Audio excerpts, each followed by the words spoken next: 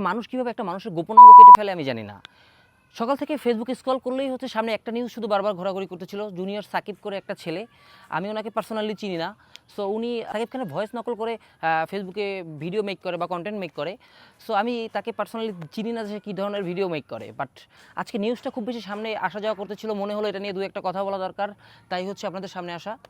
So বিষয়টা হচ্ছে খুবই খারাপ লাগলো, কাজ খারাপ লাগার কথা।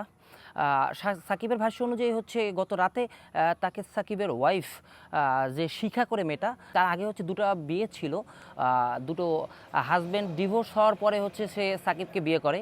সো সাকিব হচ্ছে ওই বাসায় থাকতো ওই মেয়ের সাথে।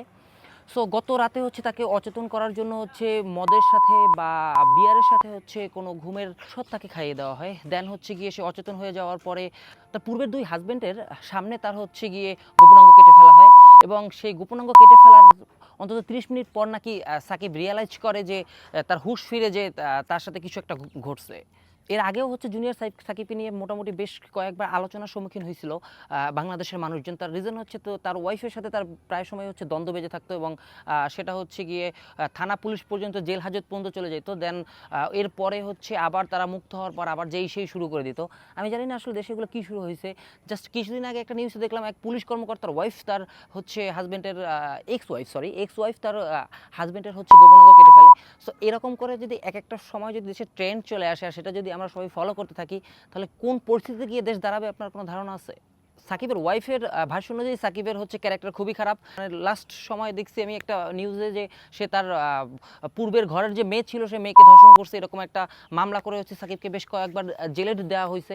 আমি পার্সোনালি জানি না সে কতটুকু ভালো বা খারাপ, বাট কথা হচ্ছে দেশে আইন আছে, আদালত আছে। সো এই একটা মানুষ খারাপ হলে তার সাথে যে এমনটা করতে হবে এমন কোনো কথা নাই। জুনিয়র সাকিবের গোপনাঙ্গ কেটে ফেলার পর সেই গোপনাঙ্গ হাতে নিয়ে নাকি ছবি তুলে তার স্ত্রী হচ্ছে শিখা। আমি জানি না একটা মানুষ কতটা নির্মম হলে, কতটা নির্দয় হলে এমন একটা কাজ করতে পারে। আমার মনে হয় হচ্ছে জুনিয়র সাকিব এবং হচ্ছে তার ওয়াইফ দুজনেই হচ্ছে মানসিক মানে ভারসাম্যহীন। আমি জানি না এরপরে এদের সাথে আসলে কি হতে যাবে বা কি হবে। সো আমি অবশ্যই এমন একটা ঘটনার তীব্র নিন্দা জানাই। সাকিব হচ্ছে যে তার ওয়াইফ যেহেতু, সে তো অবশ্যই জানতো তার ওয়াইফ কেমন, সে জেনে শুনে হয়তো বিয়ে করছে, বা আমি জানি না কিসের জন্য সে বিয়ে করছে। যেহেতু সেই মেয়ের হচ্ছে আগেও দুটো হাজব্যান্ড ছিল, তাদের সাথে ডিভোর্স হয়ে গেছে, এবং সেই হাজব্যান্ডরা তাদের সম্মুখে হচ্ছে গিয়ে সাকিবের গোপনাঙ্গ কাটা হয়েছে। তার মানে হচ্ছে সেই হাজব্যান্ডের আসা যাওয়ার একটা ব্যাপার ছিল।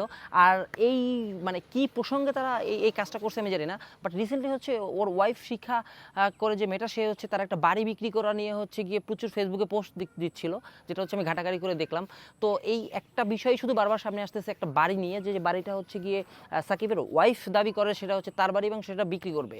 বাট মোটামুটি হচ্ছে নিউজ ঘেটে জানা যায় যে হচ্ছে সাকিবের ওয়াইফের না ওই বাড়িটা, ওটা হচ্ছে তার প্রথম এক্স হাজব্যান্ডের হচ্ছে কি ওই বাড়িটা। সো এটা নিয়ে হয়তো কোনো রকম কোনো ঝামেলা হতে পারে, আমি জানি না। বাট যাই হোক না কেন, পরিশেষের কথা হচ্ছে একটা মানুষের একটা যদি অন্যায় হয়ে থাকে, ভুল হয়ে থাকে, অবশ্যই তার সমাধানের জন্য হচ্ছে দেশে আইন আদালত অনেক কিছুই আছে। সো আপনারা কেন যে হচ্ছে আইন নিজের হাতে তুলে নেন? তারপরে হচ্ছে অনেক নিউজে দেখা গেল হচ্ছে যখন রাতের বেলায় হচ্ছে শিখাকে হচ্ছে পুলিশ কাস্টডিতে নিয়ে যাওয়া হয়, সেখানে হচ্ছে সাকিবের মা যায়। সাকিবের মা যাওয়ার পর নাকি তাকে হচ্ছে বৃদ্ধাঙ্গুলি দেখায় বলছে আপনি আমার এটা করবেন। সো এইরকম কিছু হচ্ছে মন্তব্য করে হচ্ছে সাকিবের ওয়াইফ। সো আমি জানি না আসলে বিষয়টা কি বিষয় নিয়ে তাদের ভিতরে আসলে মনোমালিন্য বা এই এত বড় হচ্ছে একটা অ্যাক্সিডেন্টের সূত্রপাত। আর সাকিবকে হচ্ছে গিয়ে ঢাকা মেডিকেলে ভর্তি করা হয়। ডক্টর তাকে নির্দিষ্ট একটা প্রসিডিউরের মধ্যে থেকে নিচ্ছে। আমি জানি না আসলে তার ভবিষ্যৎটা কী হতে যাচ্ছে, বাট একটা মানুষ হিসেবে মানবিক দিক থেকে ব্যাপারটা নিয়ে হচ্ছে যে কোনো কারোর খারাপ লাগার কথা। সো সেই জায়গা থেকে হচ্ছে আমি চিন্তা করলাম একটু কথা বলি, সেই জন্য হচ্ছে ক্যামেরাটা অন করা। তাছাড়া আমি মানুষের ব্যক্তিগত বিষয় নিয়ে হচ্ছে আলোচনা করতে খুব বেশি একটা পছন্দ করি না বা স্বাচ্ছন্দ্য বোধ করি না, যে কারণে হচ্ছে সচরাচর কারো পার্সোনাল ব্যক্তিগত বিষয় নিয়ে আমি কখনো কথা বলি না।